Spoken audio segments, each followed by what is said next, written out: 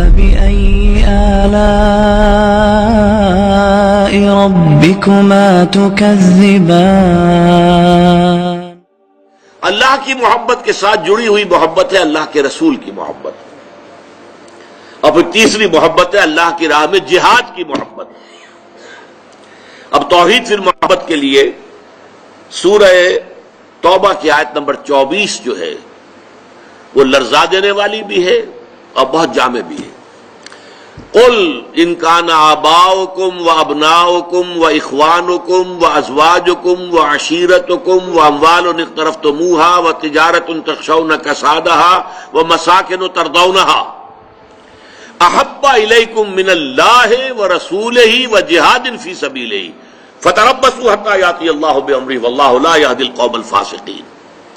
اے نبی ان سے کہہ دیجئے لوگوں دیکھو، اگر تمہیں اپنے باپ، اپنے بیٹے، اپنے بھائی، اپنی زوج، مرد کے لیے بیوی، بیوی کے لیے شوہر زوج ہے، اور اپنے رشتہ دار اور وہ مال جو تم نے بڑی محنت سے کما کر جمع کیے ہیں، اور وہ کاروبار جن کی کساد بازاری کا تمہیں ڈر رہتا ہے، اور وہ محل، وہ حویلیاں، وہ مکانات جو تم نے بنائے ہیں تمہیں بہت محبوب ہیں، اگر ان 8 چیزوں کی محبت زیادہ ہو گئی تمہارے دل میں اللہ کی محبت سے، اس کے رسول کی محبت سے اور اس کی راہ میں جہاد کی محبت سے، تو جاؤ دفع ہو جاؤ، انتظار کرو یہاں تک کہ اللہ اپنا فیصلہ سنا دے، اور اللہ ایسے ناہنجاروں کو ہدایت نہیں دیتا۔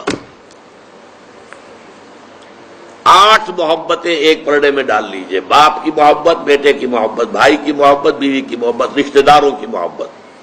5 مال کی 3 شکلیں، جائیداد، کاروبار اور کوئی نقد، 3 یہ شکلیں، 3 جمع 5 8، اور 3 محبتیں دوسرے پلڑے میں ڈالی، اللہ کی محبت، رسول کی محبت اور جہاد کی محبت۔ اب اگر یہ پلڑا بھاری ہے 8 والا تو جاؤ دفع ہو جاؤ، تمہارا اللہ سے کیا سروکار؟